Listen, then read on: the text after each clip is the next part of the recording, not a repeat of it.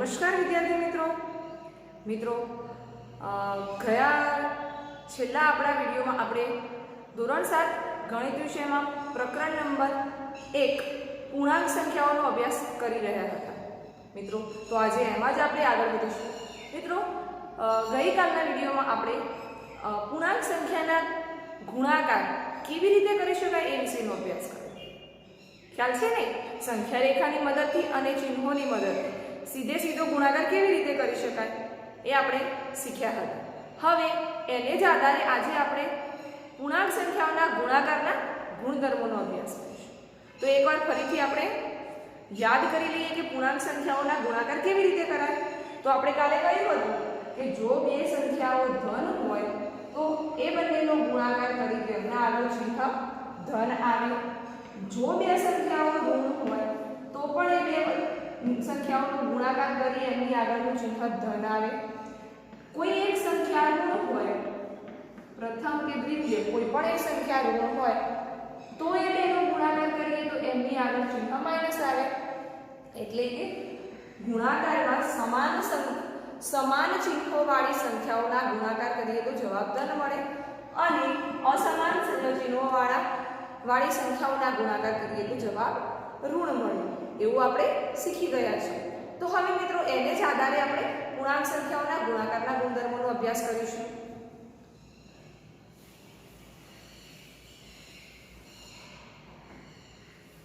તો મિત્રો સૌથી પહેલું છે સમૃદ્ધતાનો ગુણધર્મ। સૌથી પ્રથમ છે સમૃદ્ધતાનો ગુણધર્મ। આપણે અગાઉ પૂર્ણ, પ્રાકૃતિક અને પૂર્ણાંકમાં પણ સરવાળા બાદબાકીમાં જોઈ ગયા કે સમૃદ્ધતા કોને કહેવાય। તો કોઈ પણ બે પૂર્ણાંક સંખ્યાઓ લેવામાં આવે તો એ બે સંખ્યાઓનો ગુણાકાર કરતા જવાબ પૂર્ણાંક સંખ્યા જ મળે તો એને આપણે સમૃદ્ધતાનો ગુણધર્મ કહીએ છીએ। સમૃદ્ધતા એટલે જે બે સંખ્યાઓ પૂર્ણાંક છે તો એમનો ગુણાકાર પણ પૂર્ણાંક સંખ્યા મળવો જોઈએ। ઉદાહરણ તરીકે લઈએ તો 3 પૂર્ણાંક સંખ્યા છે, -2 પણ પૂર્ણાંક સંખ્યા છે ને। હવે આ બેનો ગુણાકાર કરો તમે, 3 દુ 6, આ વત્તા છે ને આ ઓછા છે, વત્તા ઓછા ઓછા। -6 કેવી સંખ્યા છે? પૂર્ણાંક સંખ્યા છે ને? હા, -6 પણ પૂર્ણાંક સંખ્યા છે। તો કોઈ પણ બે પૂર્ણાંક સંખ્યાઓનો ગુણાકાર કરવામાં આવે તો જવાબ પણ પૂર્ણાંક સંખ્યા જ મળે। માટે આપણે એમ કહી શકીએ છીએ કે પૂર્ણાંક સંખ્યાઓના ગુણાકાર એ સમૃદ્ધતાના નિયમનું પાલન કરે છે। મિત્રો જેમ સરવાળા બાદબાકીમાં આના આધારે ખાલી જગ્યાઓ હતી એ રીતે અહીંયા પણ નિયમોનો ઉપયોગ કરીને ખાલી જગ્યાઓ દાખલા હોઈ શકે છે। આવી ખાલી જગ્યા આપી હોય 3 ગુણ્યા ખાલી જગ્યા બરાબર -9। તો હવે તમે કહી શકો છો કે અહીંયા કઈ વસ્તુ થશે? 9 એટલે 3 તરી 9 અને માઈનસ છે તો ગમે તે એક આગળ તો અહીંયા તો પ્લસ આપેલું છે તો અહીંયા -3 હશે। તો આપણે તરત એનો જવાબ લખી શકીએ છીએ કે -3 ખાલી જગ્યા ગુણ્યા 10 બરાબર જવાબ અહીંયા તમને આપ્યો છે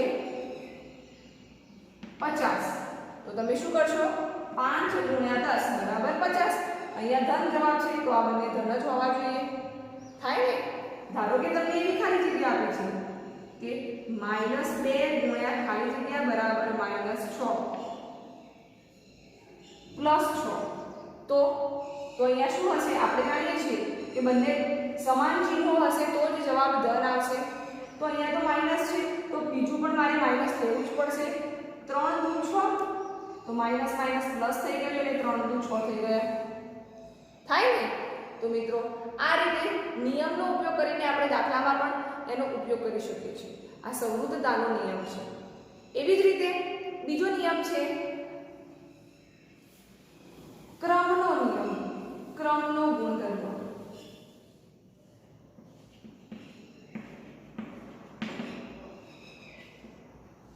ક્રમનો ગુણધર્મ તો મિત્રો ક્રમનો ગુણધર્મ એવું કહેવા માંગે છે કે કોઈ પણ બે પૂર્ણાંક સંખ્યાઓનો ગુણાકાર કોઈ પણ ક્રમમાં કરવામાં આવે તો પણ જવાબ સરખો જ મળે।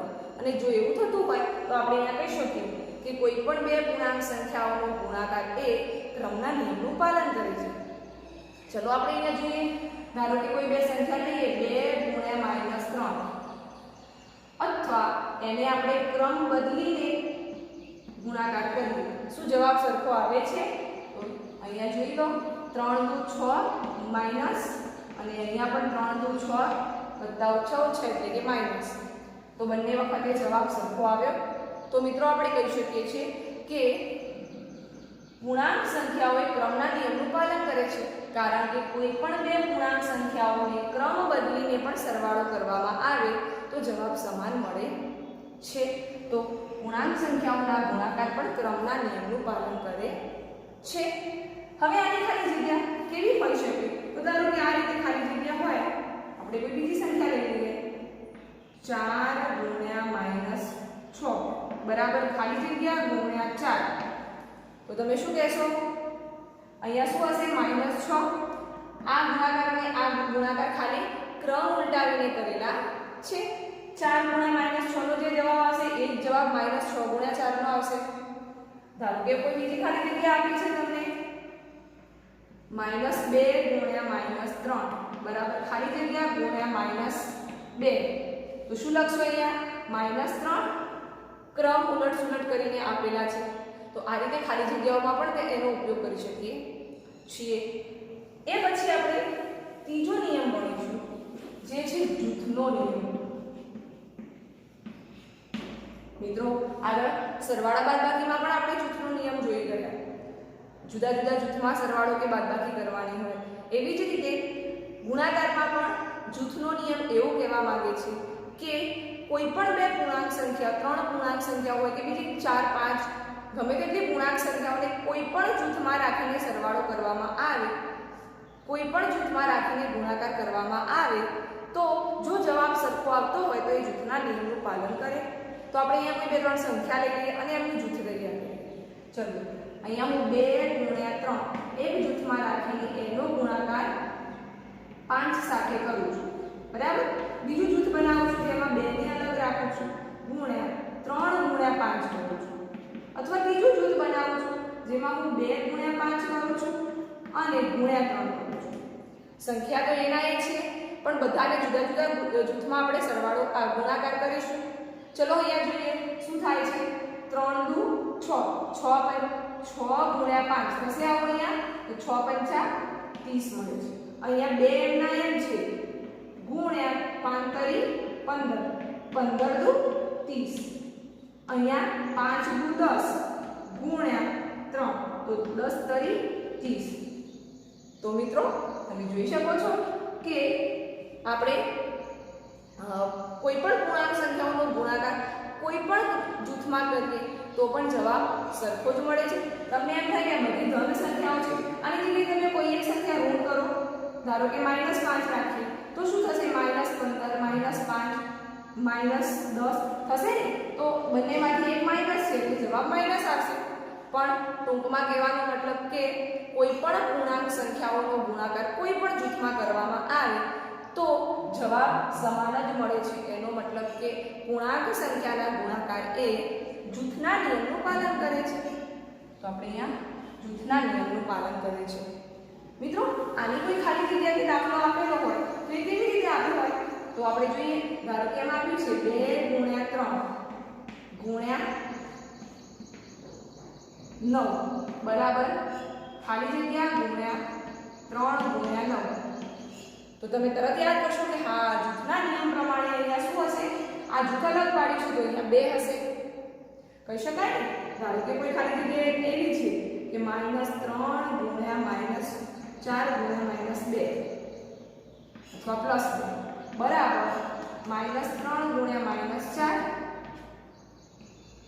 ગુણ્યા ખાલી જગ્યા. તો શું હશે અહીંયા? જૂથના નિયમ પ્રમાણે આ બંનેને એક જૂથ તૈયાર કરી દીધું. તો આ બાજુ શું વધ્યું? પ્લસ લખવાની જરૂર નથી. તો અહીંયા 2 વધ્યા. તો અહીંયા જૂથ બદલતા જવાબમાં ખાલી જગ્યામાં 2 આવે. તો મિત્રો આ રીતે આપણે જૂથના નિયમનો ઉપયોગ પણ દાખલામાં કરી શકીએ છીએ. એ પછી છે શૂન્ય સાથે ગુણાકાર. ખૂબ જ સરળ વાત છે ને આપણે બધા પણ જાણીએ જ છીએ કે કોઈ પણ સંખ્યાનો શૂન્ય સાથે ગુણાકાર કરીએ તો શું મળશે જવાબ? તમને બધાને ખબર જ છે. ધારો કે હું -3 નો શૂન્ય સાથે ગુણાકાર કરું તો તમે કહેશો દીદી એ તો ખબર જ છે કે કોઈ પણ સંખ્યાનો શૂન્ય સાથે ગુણાકાર કરીએ તો જવાબ શૂન્ય જ મળે. 1 નો શૂન્ય સાથે ગુણાકાર કરું તો શૂન્ય, 10 નો શૂન્ય સાથે કે 0 × 10 કરું તો જવાબ શૂન્ય જ મળે. મતલબ કે કોઈ પણ પૂર્ણાંક સંખ્યાનો શૂન્ય સાથે ગુણાકાર કરવામાં આવે તો જવાબ શૂન્ય જ મળે ને. કોઈ પણ પૂર્ણાંક સંખ્યાનો ગુણાકાર શૂન્ય સાથે કરવામાં આવે તો જવાબ શૂન્ય જ મળે. હવે એવું જ કહે છે કે એક સાથેનો ગુણાકાર, તો આપણે અહીંયા લખીએ એક સાથેનો ગુણાકાર કરતા જવાબ કેવો મળે છે? તો તમે અહીંયા જોઈ શકશો કે -3 એ પૂર્ણાંક સંખ્યા છે જેનો એક સાથેનો ગુણાકાર કરો 3 × 3 વત્તા ઓછા ઓછા શું મળે? સંખ્યા પોતે જ મળે ને. 1 × 1 તો પણ 1, 0 × 1 તો અહીંયા તો સોરી આપણે 10 લઈશું, 10 × 1 તો અહીંયા 10 મળે છે. એનો મતલબ એ કે કોઈ પણ સંખ્યાનો કોઈ પણ પૂર્ણાંક સંખ્યાનો એક સાથેનો ગુણાકાર એ સંખ્યા પોતે જ મળે છે. તો અહીંયા લખી શકાય કે સંખ્યા પોતે જ મળે ને. કોઈ પણ સંખ્યાનો શૂન્ય સાથેનો ગુણાકાર કરો તો જવાબ શૂન્ય મળે અને કોઈ પણ સંખ્યાનો એક સાથેનો ગુણાકાર કરો તો જવાબ સંખ્યા પોતે જ મળે છે. એ પછી એક સૌથી મજાનો એક ગુણધર્મ છે પૂર્ણાંક સંખ્યાનો ગુણાકારનો જ ગુણધર્મ છે જેનું નામ છે વિભાજનનો ગુણધર્મ. હવે આ વિભાજનનો ગુણધર્મ એટલે શું? તો વિભાજન શું છે? વિભાજનનો મતલબ છે કે કોઈને ભાગવું, કોઈને છૂટા પાડવું, વિભાજન કરવું, વિભાગ કરવો છે ને, છૂટા પાડવું. તો આપણે પણ નિયમમાં પણ એવું જ કંઈક કરવાનું છે, કોઈનું વિભાજન કરવાનું છે. ઉદાહરણ તરીકે અહીંયા જોઈએ, આપણે સૌથી પહેલા બે આલ્ફાબેટ લઈશું, A, B અને C. 3 આલ્ફાબેટ લઈએ, બરાબર? A, B અને C. હવે આ ત્રણ વચ્ચે કેવી ક્રિયાઓ કરેલી છે તમે જોઈ શકો છો કે A ગુણ્યા કૌંસમાં B વત્તા C આપેલું છે. તો અહીંયા ગુણાકાર અને સરવાળો બંને છે ને. તો મારે હવે વિભાજન કરવું છે. કેવી રીતે? તો હું અહીંયા ગુણાકારનું સરવાળા પર વિભાજન કરીશ, આ ગુણાકારનું સરવાળા ઉપર વિભાજન કરીશ. કેવી રીતે? તો આપણા આ નિયમ અનુસાર તમે A ગુણ્યા B વત્તા A ગુણ્યા C એવું પણ લખી શકો છો. શું કર્યું? પ્રથમ પદને અહીંયાના એક પદ સાથે ગુણ્યું, ચિહ્ન સાથે, વચ્ચે વત્તા જે ચિહ્ન હોય એ વત્તા હોય તો વત્તા અને ઓછા હોય તો અહીંયા તમે ઓછા પણ મૂકી શકો છો. પછી ફરી પ્રથમ પદને બીજા પદ સાથે ગુણ્યું તો જે સૂત્ર તૈયાર થયું એને આપણે વિભાજન કર્યું એવું કહેવાય. એટલે કે ગુણાકારનું સરવાળા પર વિભાજન, સરવાળા પર વિભાજન થયું. આપણે એમ કહી શકીએ છીએ કે ગુણાકારનું આપણે સરવાળા પર વિભાજન કર્યું. હવે સૂત્ર આપણને યાદ રાખવાનું છે કે કોઈ પણ જગ્યાએ આ રીતની રકમ આવે A ગુણ્યા B વત્તા C સ્વરૂપની, તો વત્તા હોય કે ઓછા હોય તો એ પ્રમાણે અહીંયા વચ્ચે ચિહ્નની બે બાજુ પ્રથમ સંખ્યાનો બંને સંખ્યા સાથેનો ગુણાકાર. જો આવું હોય તો આપણે વિભાજન કરીને દાખલો ગણીશું. અહીંયા ઉદાહરણ લઈએ એટલે આપણે સ્પષ્ટતા થઈ જાય કે આ શું છે. ધારો કે હું અહીંયા A ની જગ્યાએ 2 લઉં છું, B ની જગ્યાએ -3 લઉં છું અને C ની જગ્યાએ 4 લઉં છું, બરાબર? ચલો મેં આવી ત્રણ સંખ્યા લઈ લીધી છે. હવે મારે દાખલો ગણવો છે તો મારે શું કરવું પડશે? તમને જોતાની સાથે જ ખબર પડી જશે કે હા ગુણાકારનો સરવાળા પર વિભાજનનો ગુણધર્મ છે ને. તો પહેલા હું આને આ સૂત્રમાં કન્વર્ટ કરી દે. એ તમારે મગજમાં રાખવાનું કે મારે પહેલી સંખ્યાને કૌંસમાં રહેલી પહેલી સંખ્યા સાથે ગુણાકાર કરવાનો છે, પછી વચ્ચે જે ચિહ્ન હોય એ મૂકવાનું છે, ફરી પહેલી સંખ્યાનો બીજી સંખ્યા સાથેનો ગુણાકાર કરવાનો છે. ખ્યાલ આવી જાય ને? સૂત્ર યાદ હશે તો જ ખ્યાલ આવશે. હવે આપણે એનું સાદું રૂપ આપીશું. આપણને ગુણાકાર સરવાળો બંને કરતા આવડે છે, તો ચલો અહીંયા કરીએ. 3 દુ 6 વત્તા ઓછા ઓછા વચ્ચે વત્તા એમના એમ, બીજા કૌંસનું સાદું રૂપ આપો. 4 દુ 8. હવે આ બંને વચ્ચે કઈ ક્રિયા છે? સરવાળાની ક્રિયા છે, તો અહીંયા સરવાળો કરીશું. સરવાળાના નિયમ પ્રમાણે આપણે શું કરી શકીએ? અહીંયા વત્તા ઓછા ઓછા 8 માંથી 6 જાય તો 2, પણ મોટા આગળ પ્લસ છે તો પ્લસ લખવું પડે. થાય ને? સરવાળામાં આપણે કોઈ પણ બે સંખ્યાઓનો સરવાળો કે બાદબાકી કરતા કેવી રીતે ચિહ્નો જોઈએ છીએ? એમાં ચિહ્નોનો ઉપયોગ સરવાળો કે બાદબાકી કરવા માટે કરીએ છીએ, અને મોટા આગળ જે ચિહ્ન હોય આપણે સંખ્યા આગળ મૂકીએ છીએ. તો આ રીતે આપણે વિભાજનના ગુણધર્મનો ઉપયોગ કરીને જવાબ મેળવી શકીએ છીએ.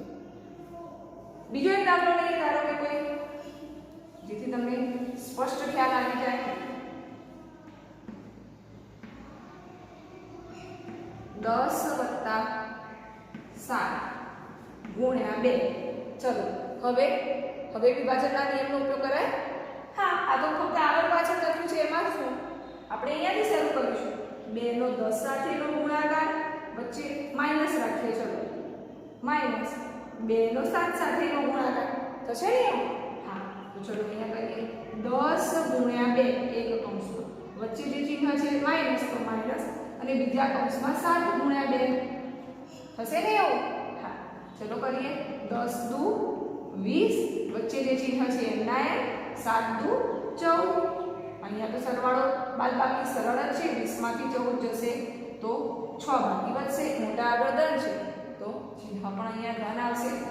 તો મિત્રો આ રીતે આપણે ગુણાકારનું સરવાળા ઉપર વિભાજન કરીને પણ પૂર્ણાંક સંખ્યાઓના ગુણાકાર કરી શકીએ છીએ.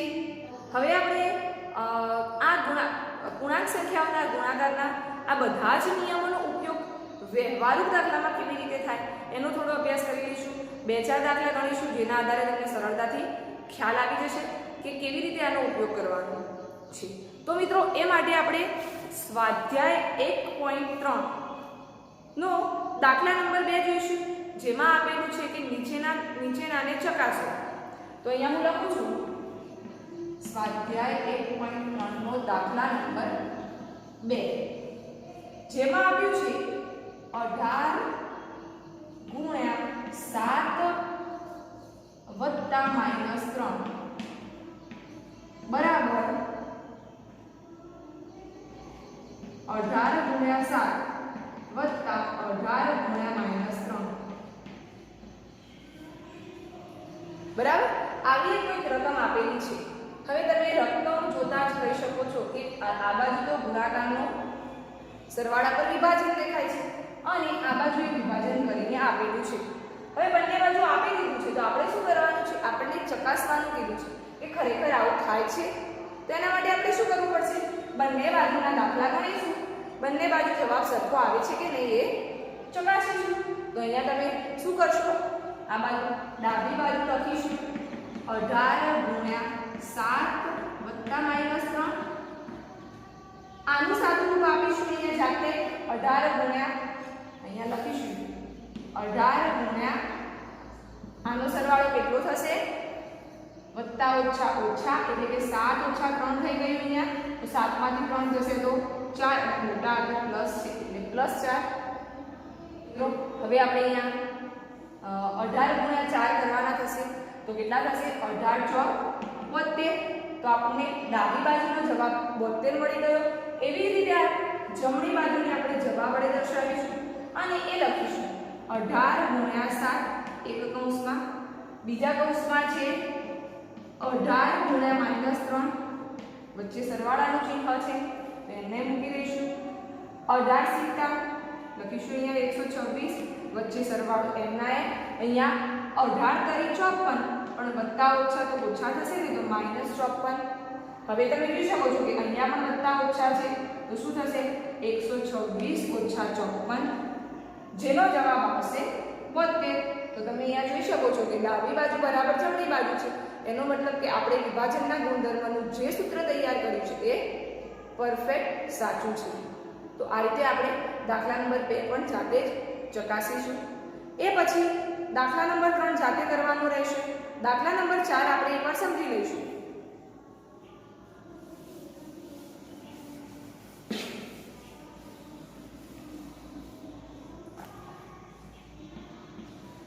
દાખલા નંબર 4 જેમાં આપ્યું છે કે -1/5 થી શરૂ કરીને એક એવી પેટર્ન તૈયાર કરો કે જેથી -1/-1 કરો તો જવાબ 1 મળતો હોય. એવી કોઈ એક પેટર્ન તૈયાર કરો. તો આપણે અહીંયાથી શરૂ કરવાનું. -1/5 કેટલા થશે? વત્તા ઓછા ઓછા 5 એકા 5 -5 મળે. હવે હું એનાથી એક સ્ટેપ નીચે આવું. -1/4 કરું તો મને -4 મળે. એનાથી પણ એક સ્ટેપ નીચે આવું તો -3 મળશે. એનાથી એક સ્ટેપ નીચે આવું તો -2 મળે છે. -1 નો 1 સાથેનો ગુણાકાર કરું તો -1, પણ મારે તો ક્યાં સુધી જવું છે? -1 સુધી. તો હજી પણ નીચે જવું પડશે. -1 × 1 પછી શું આવે? 0. તો 0 સાથેનો ગુણાકાર શું મળશે? 0. અને હવે -1 સાથેનો ગુણાકાર કેટલો થશે? -1 એકા 1 મળે છે. તો આપણી આ પેટર્ન આ રીતે તૈયાર થઈ જાય. હવે આપણે દાખલા નંબર 5 નો એકવાર અભ્યાસ કરી લઈશું, જે ખૂબ જ સરળ છે. જેમાં આપ્યું છે કે યોગ્ય ગુણધર્મોનો ઉપયોગ કરીને જવાબ શોધો. તો મિત્રો આપણે અત્યારે જે ગુણધર્મો ભણ્યા એ ગુણધર્મને યોગ્ય રીતે અહીંયા ઉપયોગ કરવાનો. ઉદાહરણ તરીકે લઈએ તો દાખલા નંબર A માં આપ્યું છે 26 × -48 વત્તા -48 × -36. તો તમે શું કરી શકો છો? તો અહીંયા તમે જોઈ શકો છો કે બંનેમાં -48 છે. તો એને કોમન કાઢો એટલે કે અલગ કરો અને પછી કૌંસમાં તમે લખી શકો છો કે 26 વત્તા -36 થાય ને આવું? હા. તો હવે તમને દાખલો ગણવામાં સરળ રહેશે, કારણ કે આનો સીધો ગુણાકાર અને આ બંનેનો સરવાળો કરશો તો ખૂબ જ સરળ હશે. વત્તા ઓછા ઓછા 36 માંથી 26 જશે તો 10 બાકી વધશે, એટલે કે -48 નો 10 સાથેનો ગુણાકાર થશે. -10 સાથેનો તો માઇનસ પ્લસ 48 નો 10 સાથેનો ગુણાકાર એટલે 480. તો આપણે ગુણાકાર કરવામાં સરળતા રહેશે. એ જ રીતે દાખલા number B, C, D, E, F, G અને H એ બધા જ કોઈને કોઈ નિયમનો ઉપયોગ કરવાનો છે. કોઈમાં ક્રમનો નિયમ હશે, કોઈમાં જૂથનો નિયમ હશે. તો એ દરેક મિત્રોએ જાતે વિચારીને કરવાનું રહેશે.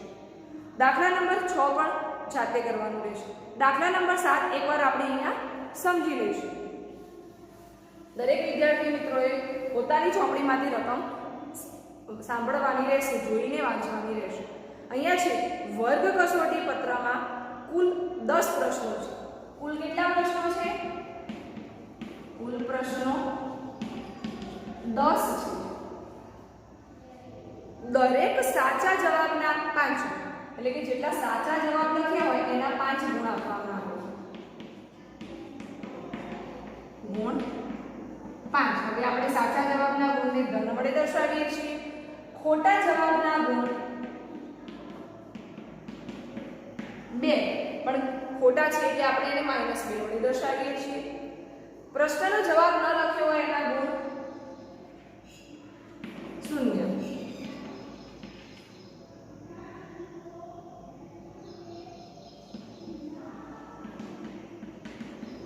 ગુણ 0 છે.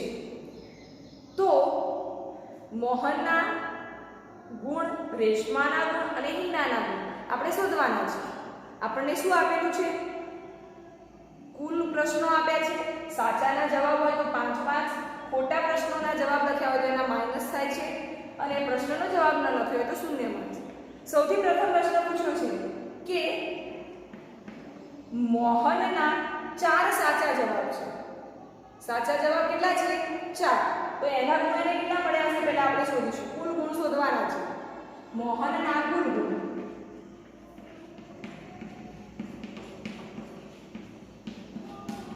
સાચા જવાબ 4 છે. તો એ 4 ના કેટલા માર્ક્સ મળ્યા છે? એક જવાબના 5 માર્ક્સ. તો 4 ના કેટલા મળ્યા છે? 4 × 5 એટલે કે 20 માર્ક્સ મળ્યા હશે. વત્તા ખોટા જવાબ કેટલા છે?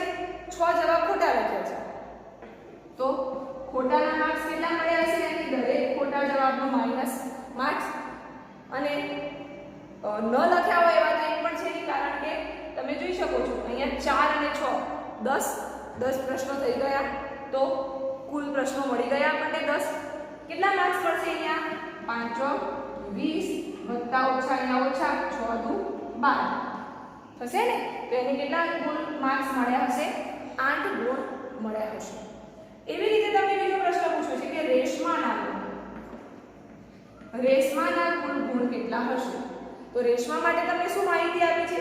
એના 5 પ્રશ્નો સાચા છે. તો 5 પ્રશ્નો સાચાના કેટલા માર્ક્સ હશે? દરેકના 5. ખોટા પ્રશ્નોના માર્ક્સ ખોટા પણ 5 છે. તો ખોટાના માર્ક્સ કેટલા હશે? -2. બરાબર ને? તો કેટલા થશે? 5 દુ પાયો 25. અહીંયા પણ વત્તા ઓછા આવશે એટલે ઓછા થઈ જશે અને 5 દુ 10. કેટલા માર્ક્સ મળશે? 15. 25 માંથી 10 જશે તો 15 માર્ક્સ મળશે ને. હવે એવી રીતે હિનાના માર્ક્સ આપે છે કે એના 7 જવાબ ખોટા છે. 7 જવાબ લખે છે, એને લખ્યા છે કેટલા? 7 જ જવાબ આપણે અહીંયા લખીશું હિનાના માર્ક્સ માટે. ત્રીજું, હિનાના કુલ ગુણ. જોજો મિત્રો, સરળ જ છે. હિનાએ કેટલા પ્રશ્નો એટેન્ડ કર્યા? 7. એનો મતલબ કે 3 પ્રશ્નો તો લખ્યા જ નથી. હવે 7 માંથી 2 સાચા છે, તો 2 સાચાના માર્ક્સ કેટલા હશે? દરેકના 5 માર્ક્સ. કેટલા ખોટા છે? 5 ખોટા છે. એના માર્ક્સ કેટલા હશે? -2. પણ પેલા નથી લખે એ પણ શૂન્ય માર્ક્સ તો છે ને, તો 3 ગુણ્યા 0. ન લખેલા પ્રશ્નો કેટલા છે? 3. તો હવે અહીંયા કેટલા થશે? 5 દુ 10. અહીંયા વત્તા ઓછા ઓછા 5 દુ 10 વત્તા 3 ગુણ્યા 0 એટલે 0. તો 10 માંથી 10 જશે તો 0, એટલે કે એને 0 માર્ક્સ મળે છે. તો મિત્રો, આપણે વ્યવહારિક જીવનમાં પણ આવા પૂર્ણાંક સંખ્યાઓના ગુણાકારનો ઉપયોગ કરી શકીએ છીએ. તો હવે એના પછી દાખલા નંબર 8 અને દાખલા નંબર 9 એ પણ આ રીતના જ પૂર્ણાંક સંખ્યાઓના ગુણાકારનો ઉપયોગ કરીને કરવાના છે. તો મિત્રો, આજના ગૃહકાર્યમાં સ્વાધ્યાય 1 પોઈન્ટનો દાખલા નંબર 2 થી માંડીને 9 સુધીના દાખલા નોટબુકમાં કરવાના રહેશે. નમસ્કાર.